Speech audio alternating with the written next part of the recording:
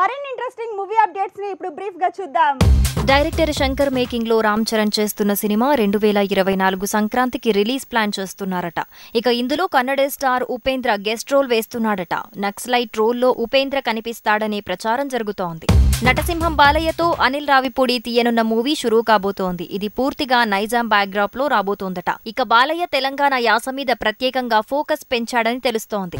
వెంకటేష్ తో శైలేష్ తీసే సినిమా 80 కోట్ల బడ్జెట్ తో పట్టాలెక్కబోతోందట. ఇందులో శ్రీనిధి శెట్టి హీరోయిన్ అంటున్నారు. ఇక ఇందులో Nani, Adivi Sesh guest role వెయ్యబోతున్నారట.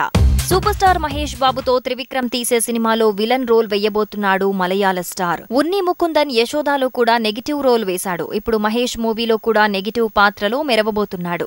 RRR మూవీకి ఆస్కార్ అవకాశం ఉందో లేదో మరికొన్ని గంటల్లో తేలబోతోంది. అయితే జపాన్ లో 600 మిలియన్ యేన్లు రాబట్టి ట్రెండ్ సెట్ చేసింది ఈ మూవీ. ముత్తు, బాహుబలి ఇలా అక్కడ భారీగా వసూలు రాబట్టిన సినిమాలన్నింటినీ RRR వెనక్కి నెట్టింది.